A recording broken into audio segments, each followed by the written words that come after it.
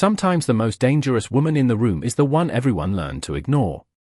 The chandelier light scattered across the marble ballroom like liquid gold, reflecting off crystal glasses and polished shoes, filling the air with the soft hum of wealth and power, and at the center of it all stood Ethan Whitmore, tall, composed, every inch the billionaire everyone admired, his tailored suit fitting him like armor, his voice smooth as he raised a glass to command attention without ever needing to ask for it, and beside the stage, barely within the circle of light, stood Ava Johnson, his wife, though no one in the room would have guessed it, her presence quiet, almost invisible, wrapped in a simple black dress that carried no label, no sparkle, no invitation for attention, just elegance in its most restrained form, the kind that didn't need validation, yet tonight that silence felt heavier, charged, as if it had been waiting for something, or perhaps ending something, and as laughter rippled through the crowd at something Ethan had just said, Ava's eyes remained steady, not on him, not on the people who had learned to overlook her, but somewhere deeper, somewhere final, because this was not the first time she had stood in a room like this pretending not to hear the subtle dismissals, the polite exclusions, the carefully worded introductions that never quite included her. 5 years of marriage reduced to a shadow that trailed behind a man who never once chose to acknowledge it in the light. 5 years of being introduced as someone from the foundation. Or worse, not introduced at all, and yet she had stayed, not because she didn't see, but because she understood something no one else in that room did, something about timing, about patience, about the quiet kind of power that didn't rush to prove itself. And tonight, as the music softened and the spotlight shifted toward the stage, Ethan's voice carried again, confident, almost amused, "There's someone special I'd like you all to meet." And the room leaned in, eager, curious, always ready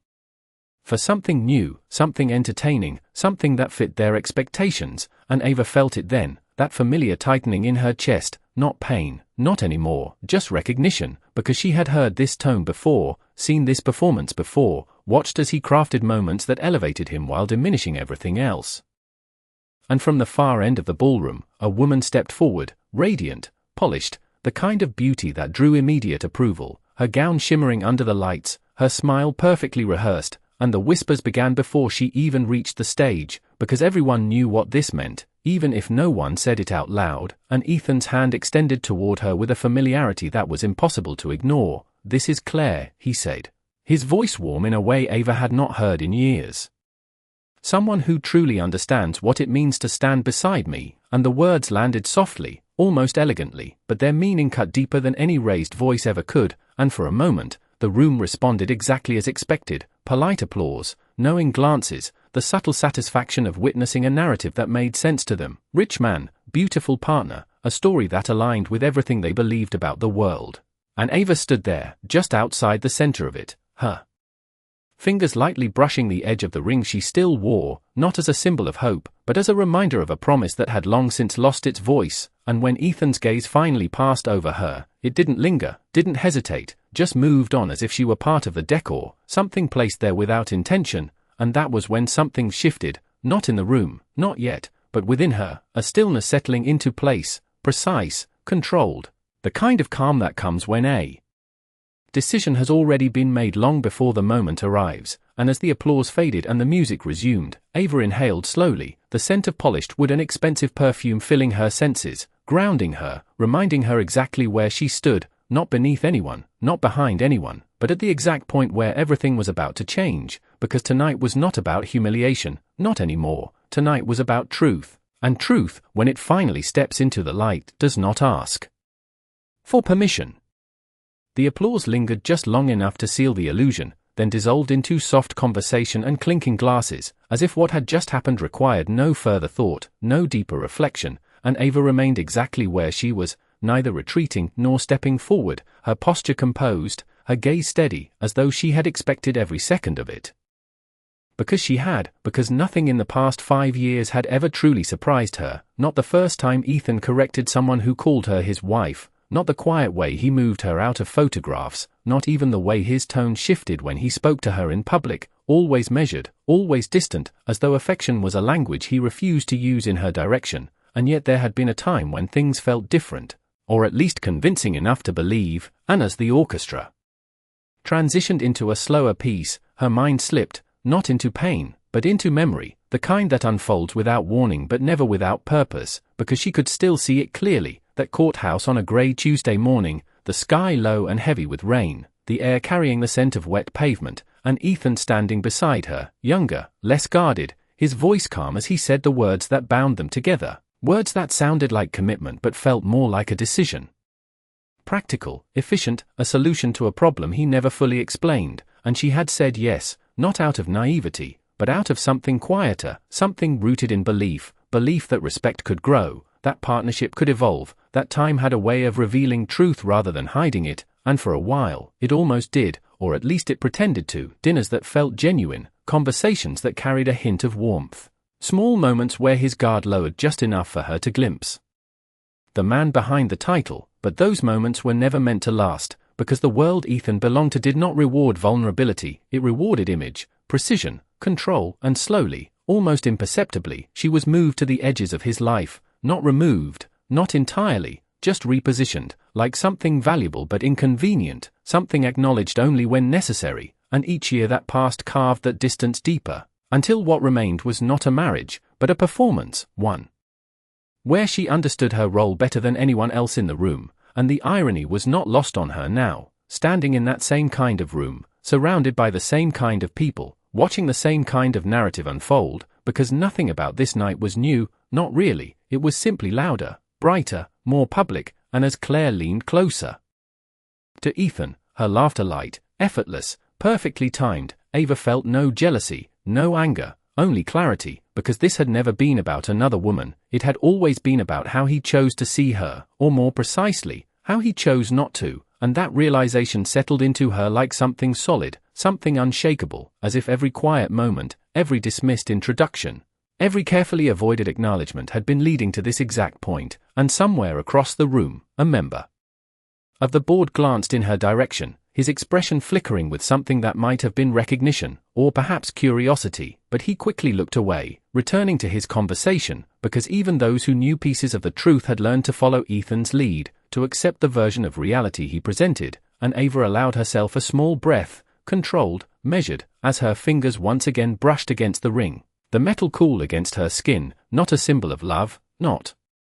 anymore, but a marker of time, of patience, of a chapter that had reached its final page, and when she looked back toward the stage, Ethan was speaking again, his voice carrying the same effortless authority, the same quiet confidence that had built empires and controlled narratives, but for the first time, it sounded distant, almost irrelevant, because something within her had shifted completely, not broken, not wounded, simply aligned, as if every piece of her had finally settled into its rightful place, and the room, with all its light and noise and carefully curated perfection, no longer held power over her, because she understood something they did not, something they had never needed to understand, that dignity does not announce itself, it waits, it observes, it endures, and when the moment comes, it does not ask to be seen, it simply becomes impossible to ignore, and as the music swelled once more, Ava Johnson lifted her chin ever so slightly, her expression calm, her presence quiet, but no longer invisible, because the silence she carried was no longer about endurance, it was about arrival. The music softened into something almost intimate, a slow rhythm that wrapped around the room like a quiet agreement, and yet beneath that elegance there was a tension building, subtle but undeniable, the kind that only someone paying close attention could feel, and Ava felt all of it, every shift in tone, every glance exchanged across the room, every moment where truth hovered just beneath the surface waiting to be acknowledged, because she had spent years learning how to read silence, how to understand what was never said out loud, and as she stood there, composed and still, her mind traced the pattern that had defined her marriage, not in anger, not in regret, but in clarity, because clarity was what remained when emotion no longer controlled the narrative. And she remembered the first gala she had attended with Ethan, the way she had stood beside him then, hopeful, her hand resting lightly on his arm, believing that presence alone would be enough to claim her place in his world. But when the introductions began, he had smiled politely and said, "This is Ava, she helps with some of our community projects," and the words had landed gently, almost kindly, yet they erased something essential, something that should have been spoken with certainty, and she had looked at him, just for a second, waiting for correction, waiting for acknowledgement, but it never came, and that moment, small as it seemed, had set the tone for everything that followed, because from then on, she was always slightly outside the frame, always adjacent to the truth but never fully within it, and over time, the pattern repeated with precision, dinners where she was seated at the edge of the table while Ethan occupied the center. Meetings where her insights were acknowledged only after someone else repeated them. Conversations where her presence was tolerated but never valued, and each instance was subtle enough to dismiss on its own, but together they formed something undeniable, something deliberate, and Ava had understood that too, not immediately, but gradually, as one understands the rhythm of a place they have lived in long enough to know every sound, every shadow, every shift in light, and yet she had not confronted him, not because she lacked the courage, but because she recognized something deeper. That forcing recognition from someone who chooses not to see is not power, it is exhaustion, and Ava Johnson had never been interested in exhaustion. She was interested in truth, and truth required timing, required patience, required the ability to stand in silence without losing oneself, and now, as the present moment unfolded around her, that patience felt complete, as though the years behind her had been building toward this exact night, this exact room, this exact moment where illusion and reality would finally meet. And across the ballroom, Ethan's laughter rose again, confident, unaffected, as Claire leaned closer, her presence seamlessly integrated into the narrative he was presenting, a narrative that excluded Ava not by accident, but by design, and yet for the first time, Ava saw it differently, not as exclusion, but as evidence, because every omission, every dismissal, every carefully crafted introduction had revealed more about him than it ever had about her, and that understanding settled into her like something permanent, something that could not be undone, and as she reached for the glass of water resting on the nearby table, her movement calm, deliberate, she caught her reflection in the mirrored column beside her, the soft glow of the chandelier lights tracing the outline of her face, her posture, her stillness, and for a moment, she studied it, not critically, not with doubt, but with recognition, because the woman reflected there was not the same one who had walked into that courthouse years ago, not the one who had believed that presence alone could secure respect. She was something else now, something quieter but far more certain, and as she set the glass back down, untouched, her gaze lifted once more toward the stage, where Ethan's voice continued to guide the room with practiced ease, and she realized something that would have once felt impossible. That his voice no longer defined the space she occupied, that his perception no longer shaped her reality, and that realization, simple as it was, carried a weight far greater than any confrontation ever could, because it marked the end of something not with noise, not with conflict, but with certainty. And as the evening moved forward, as conversations resumed and the rhythm of the event continued uninterrupted, Ava Johnson stood exactly where she needed to be, not waiting, not hoping, but knowing that the next moment would not belong to him, not to the narrative he had created, but to the truth she had carried all along, a truth that no longer required permission to exist. The shift did not begin with a sound but with an absence of one, a subtle break in the rhythm of the evening that only a few noticed at first, a hesitation in the background music as a staff member near the control panel paused, listening to something through a discreet earpiece, and Ava saw it immediately, not because she was watching for disruption, but because she understood patterns, and this was not part of the planned sequence. And across the room, one of the senior board members straightened, his posture sharpening with sudden awareness, his attention no longer on Ethan, no longer on Claire, but on something unfolding behind the scenes, something that carried weight, authority, and quiet urgency. And Ava did not move, not yet, her hands resting lightly at her sides, her expression unchanged, but there was a stillness in her now that felt deliberate, as if she had been waiting not for a signal, but for confirmation, and when it came, it was almost imperceptible, a single nod from a man near the back in trance, a man no one else seemed to recognize but who moved with the kind of confidence that did not ask permission to exist in that space, and the doors at the far end of the ballroom opened, not dramatically, not with spectacle, but with purpose, and a small group of individuals stepped inside, their presence immediately altering the atmosphere in ways that could not be explained but could be felt, because power, real power, does not need introduction, it announces itself through reaction, through silence, through the way conversation stop mid-sentence and attention shifts without instruction. And Ethan noticed it too, though not immediately. His voice continuing for a moment longer as he finished a sentence, but then his gaze followed the subtle change in the room, his expression tightening just slightly as he turned toward the entrance, and for the first time that evening, his composure flickered, not enough for most to see, but enough for Ava, because she had spent years learning the smallest details of his control, and she recognized the moment it slipped, and Claire's hand, which had rested so confidently on his arm, hesitated. Her smile faltering just enough to reveal uncertainty, because whatever was happening was not part of the narrative she had stepped into, and the man who had entered first spoke quietly to one of the event coordinators, his tone low, measured, but carrying an authority that did not need to be raised, and within seconds, the lighting technician adjusted the overhead focus, a subtle shift that redirected the room's attention away from the stage and toward the center floor, where nothing yet stood, and that was when Ava moved, not quickly, not dramatically, but with intention, a single step forward that placed her just within the new line of light, her silhouette no longer hidden in the margins, and a few heads turned, not because they recognized her, but because the room had been trained to follow the light, and she allowed that moment to breathe, not rushing it, not claiming it, simply standing within it as if it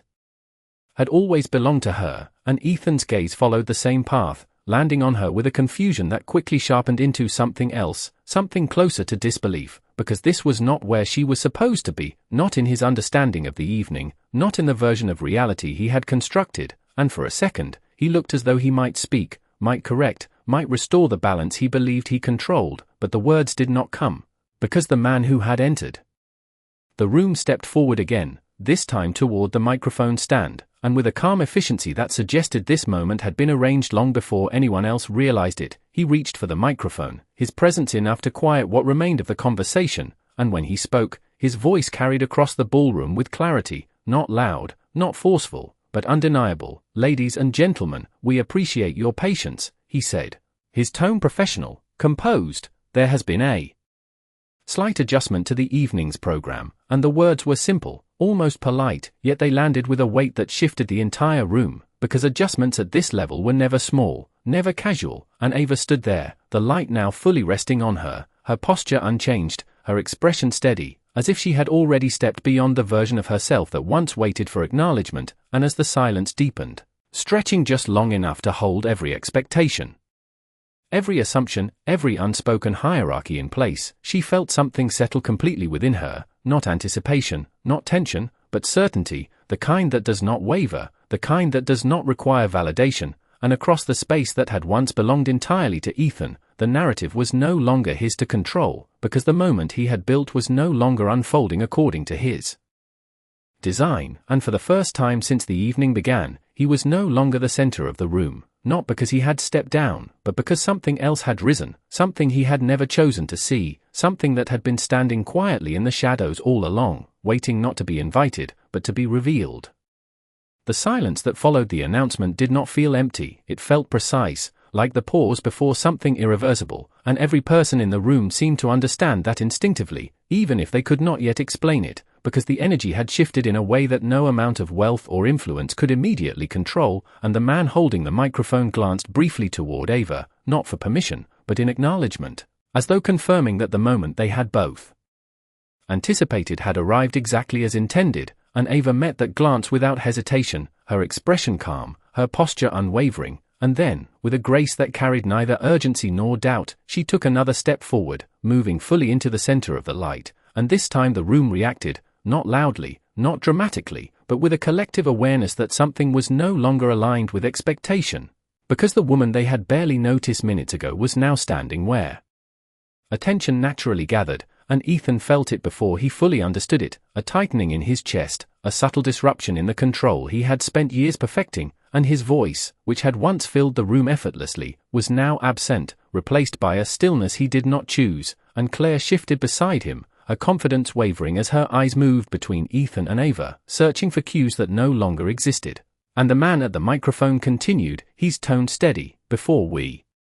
proceed with the evening's next segment, it is important that we recognize an oversight," he said, and the word oversight lingered, delicate but deliberate, carrying more meaning than it appeared to hold, and a ripple of curiosity moved through the audience, subtle but undeniable, as people leaned slightly forward, their attention narrowing, their assumptions beginning to fracture, and Ava stood at the center of it all, not claiming the moment, not forcing it, simply existing within it as if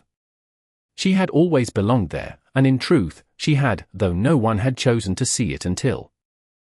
now, and Ethan's gaze locked onto her, searching, questioning, almost demanding an explanation that had never been his to receive, because the version of Ava he understood did not stand like this, did not command attention without effort, did not disrupt the carefully constructed narrative he relied on, and yet here she was, unchanged in appearance but entirely transformed in presence. And that distinction unsettled him in a way he could not immediately name, because it suggested something far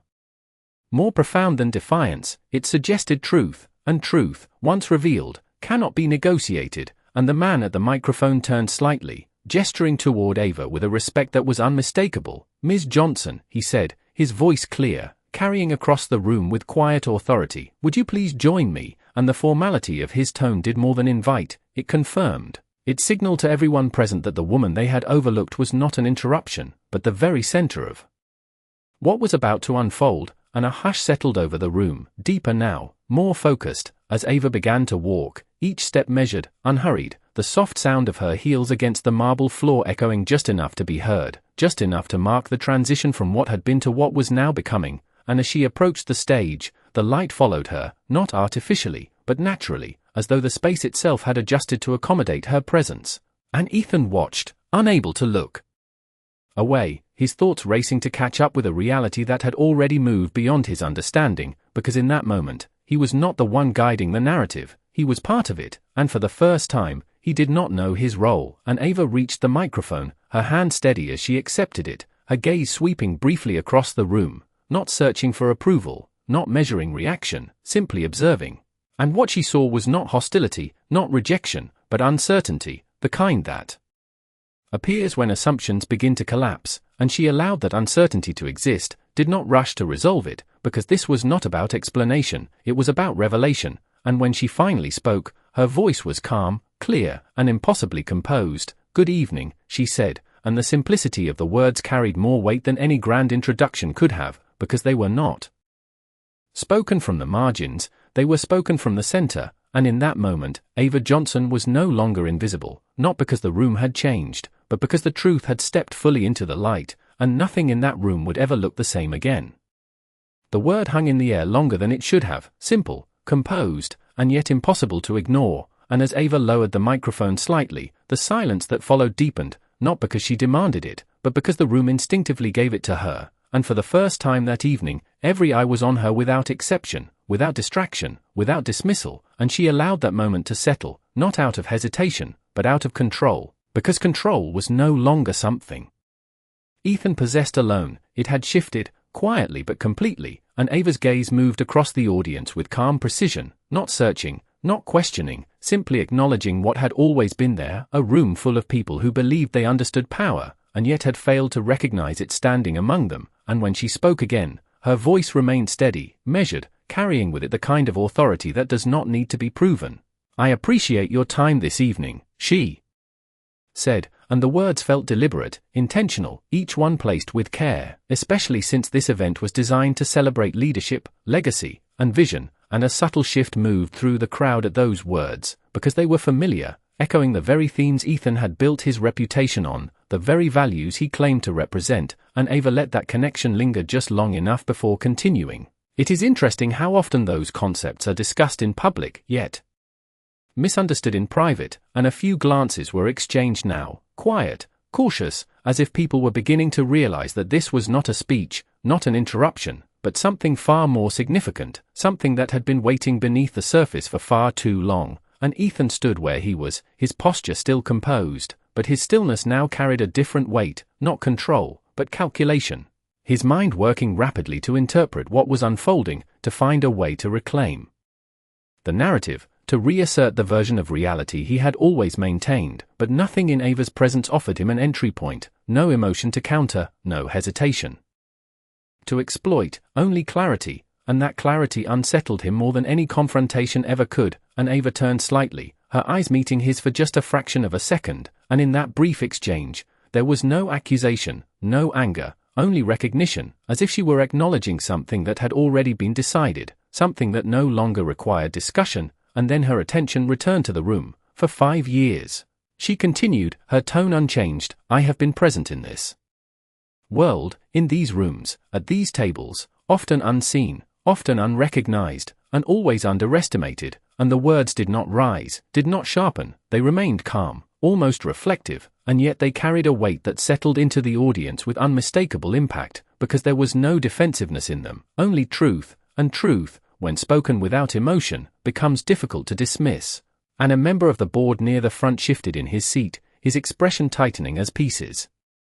began to connect, as names, records, decisions, and quiet signatures from years past aligned with the woman now standing before him, and Ava allowed that realization to unfold naturally, did not rush to explain, did not fill the silence with unnecessary detail, because the room was already beginning to understand, and when she spoke again, her voice softened just slightly, not in weakness, but in precision. "What you see tonight is not a change," she said, "it is a recognition," and the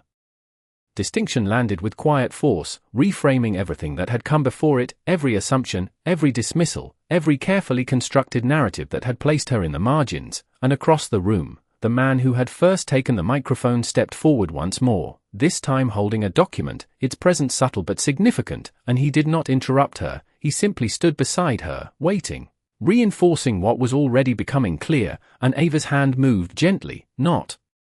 toward the paper, not yet, but toward the ring on her finger, her thumb brushing against it with a familiarity that spoke of years, of time, of endurance, and then, with a calm that carried no hesitation, she slipped it off, the motion small, almost quiet, yet in that room it felt monumental, as though something invisible had just been released, and she placed it on the podium beside her, not as a gesture of anger, not as a statement of rejection, but as a conclusion, clean, deliberate, undeniable, and when she lifted her gaze once more, her voice remained steady, unwavering. "There are many ways to measure value," she said, "but the only one that truly endures is the one that does not require permission to exist," and the room held that sentence in silence, because it did not demand applause, it demanded reflection, and Ethan, standing just beyond the edge of the light that no longer belonged to him, understood something in that moment that he had never allowed himself to consider before, that the power he had spent years protecting had never been the only power in the room, it had simply been the most visible, and now, as that visibility shifted, as the center of attention moved beyond his reach, he was left not with control, but with consequence, and Ava Johnson stood at the center of it all, not elevated by the room, not defined by it, but revealed, exactly as she had always been. The weight of her final words did not fade, it settled, anchoring itself into the room with a permanence that no one could easily shake, and for a moment, no one moved, no one spoke, because the illusion they had all participated in had just been quietly dismantled, not with force, not with spectacle, but with precision, and the man beside Ava finally stepped forward, unfolding the document in his hands with a careful attention that suggested its significance extended far beyond paper and ink.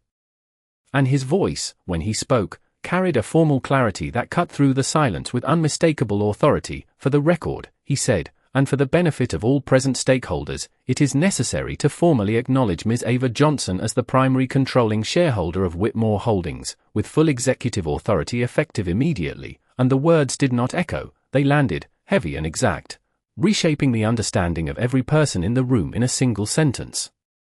And a ripple moved through the audience, not loud, not chaotic, but undeniable, as conversations that had once flowed effortlessly now paused, recalibrated, struggled to find footing in a reality that no longer aligned with what they believed, and Ava did not react outwardly, did not smile, did not shift, because this was not new information to her, it was simply information that had finally been spoken aloud, and that distinction gave her a composure that no one else in the room could replicate, and Ethan stood frozen within it, his mind racing to reconcile the announcement with everything he thought he knew, every document he had signed, every decision he had made, every assumption he had built his authority upon, and yet the truth before him was undeniable, not because of the words alone, but because of the reaction surrounding them, the way the board members straightened, the way their attention redirected, the way respect, immediate and unspoken, shifted toward Ava without hesitation, and Claire's hand slipped from his arm completely now, her posture uncertain, her confidence unraveling as she realized that the foundation she had stepped onto was not stable, not secure, not hers to stand on, and Ethan's gaze returned to Ava, searching for something that might restore balance, some sign that this was a misunderstanding, a miscommunication, something he could correct, but there was nothing in her expression that offered him that possibility, only a calm certainty that made it clear this moment was not open to interpretation, and as the man beside her continued, outlining the legal confirmations, the transfer of authority, the structures that had been quietly established years ago, the room listened with a focus that bordered on reverence, because power, when revealed in its true form, demands attention, not through force, but through inevitability, and Ava allowed it all to unfold, did not interrupt, did not elaborate, because she understood that explanation was unnecessary when truth was already evident, and when the man finally stepped back, returning the microphone to her, the silence that followed felt different now, not uncertain, not questioning, but expectant, as if the room itself was waiting to understand what this meant beyond the words, beyond the titles, beyond the structure of authority that had just been redefined. And Ava took a slow breath, not because she needed it, but because the moment deserved it, because clarity, when given space, becomes undeniable, and her eyes moved once more across the room, not lingering on any single face, not searching for reaction, but acknowledging the shift that had taken place, the quiet transformation of perception that no one could reverse. And when she spoke again, her voice carried the same calm precision, but now there was something else beneath it, something that did not need to be named to be understood. Titles are often mistaken for identity, she said, her tone steady, reflective, but identity does not change when it is ignored, and it does not disappear when it is dismissed. And the word settled into the room with a depth that extended beyond business, beyond hierarchy, touching something more personal, something that each person present could not easily separate themselves from, and Ethan felt it most of all, because in that moment, every decision he had made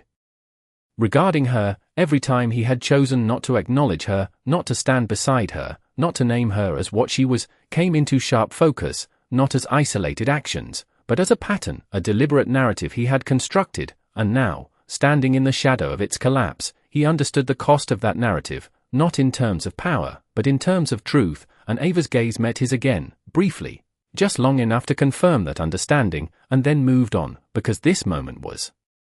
not about him. It never had been. It was about what remained when illusion was removed, and what remained was something far more enduring than reputation, far more stable than perception, something that had been present from the very beginning, waiting, patient, unyielding, and now fully revealed. And as the room absorbed that truth, as the weight of it settled into every corner of the space, Ava Johnson stood not as someone who had taken power, but as someone who had always held it, and simply chose the moment when the world would finally see it. The silence that followed her last words did not ask for applause, and none came, because applause belonged to performances, and what the room had just witnessed was not performance, it was revelation, and revelation leaves no space for immediate reaction, only for realization. And that realization moved slowly but unmistakably across the faces in the crowd, in the way shoulders straightened, in the way conversation ceased entirely, in the way people who had once dismissed her now recalculated every moment they had overlooked. And Ava stood within that shift without claiming it, without amplifying it, because she understood something they were only beginning to grasp, that true power does not expand outward, it settles inward, it becomes undeniable through stillness rather than noise. And as the weight of the announcement anchored itself deeper into the room, the dynamic that had once centered around Ethan quietly dissolved, not abruptly, not dramatically, but with the quiet efficiency of something that had always been fragile beneath the surface. And Ethan felt that dissolution in real time, not as a single moment, but as a sequence of realizations unfolding one after another, the way the board members no longer looked to him for cues, the way their attention now aligned with Ava without question, the way the space he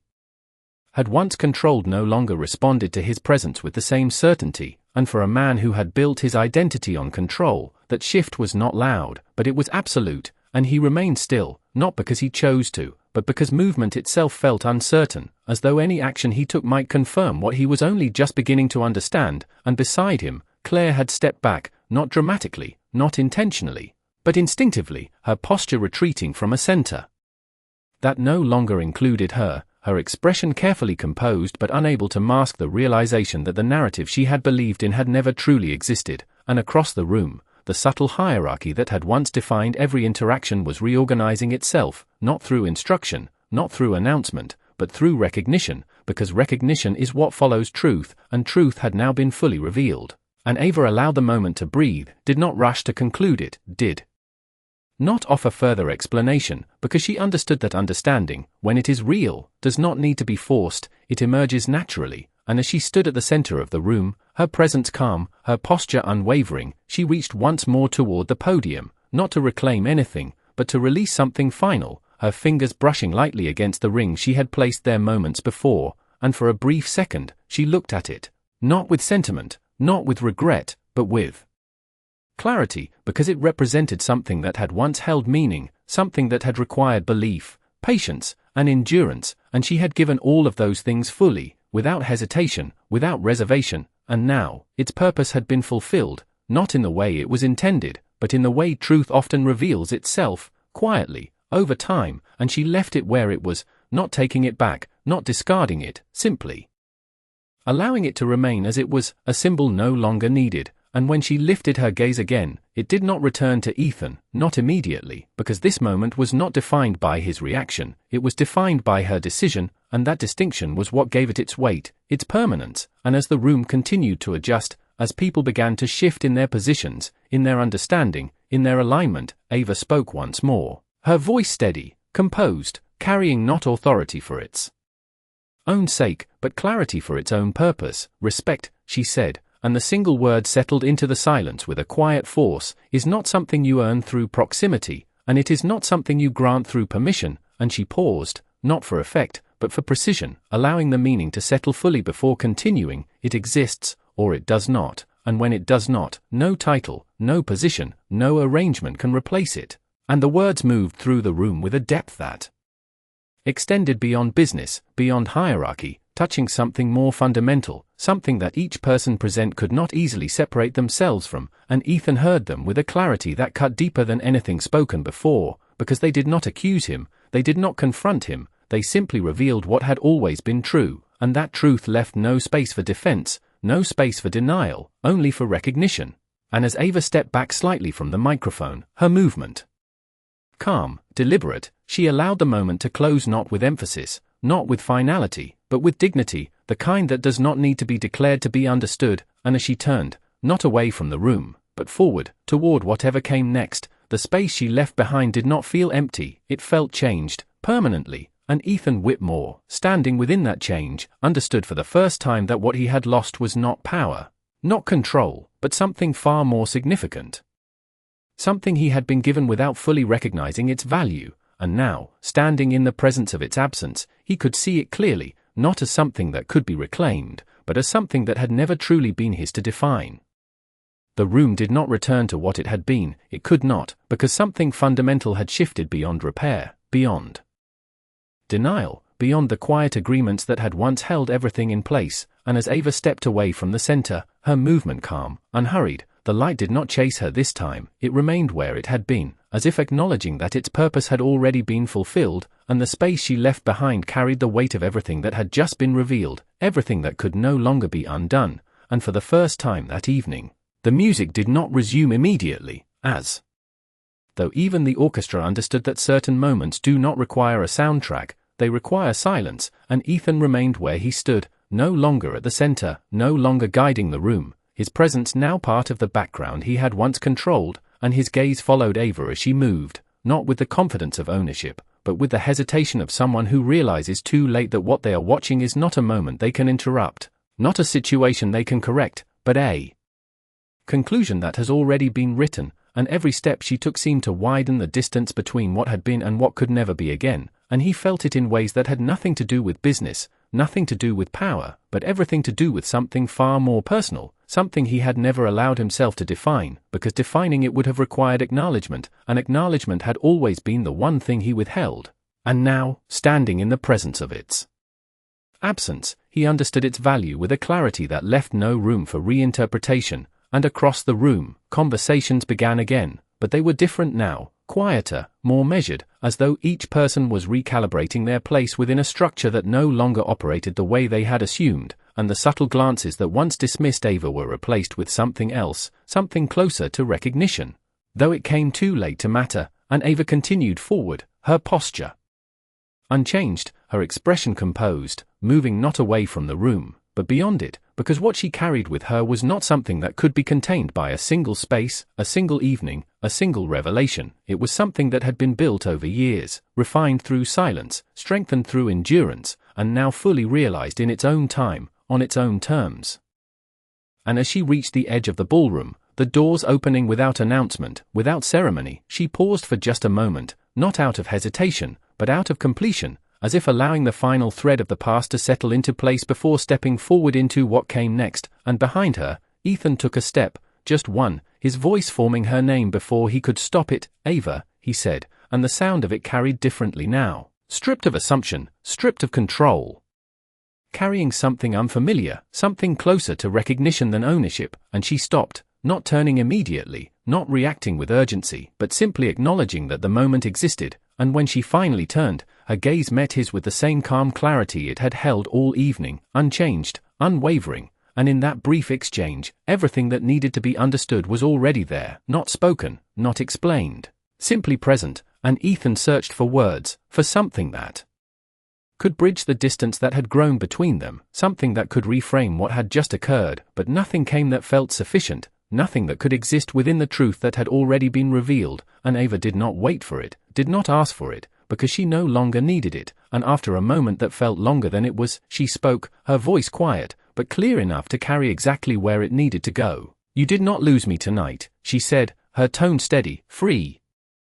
of accusation, free of regret. "You never chose to see me," and the words settled between them with a finality that required no response, because they did not invite one, they concluded something that had been unfolding long before either of them acknowledged it, and Ethan stood there, the weight of that truth settling into him with a depth that no position, no title, no authority could shield him from, and Ava held his gaze for just a second longer, not to prolong the moment, but to complete it, and then she turned, stepping forward through the open doors, leaving behind the room, the light, the narrative that had once defined her place within it, and as the doors closed softly behind her, the space she had left behind did not return to its previous form, it remained altered, marked by something that could not be undone, and Ethan Whitmore, standing in the center of that change, understood with absolute clarity that the greatest loss he had experienced that night was not power, not control, but the quiet, unwavering presence of someone who had offered him something he never learned to value until it was no longer his to ignore, and outside, beyond the reach of the chandeliers and the carefully constructed expectations, Ava Johnson walked forward into a world that no longer needed to recognize her for her to exist within it fully, because she had never been defined by what others chose to see, only by what she had always known herself to be.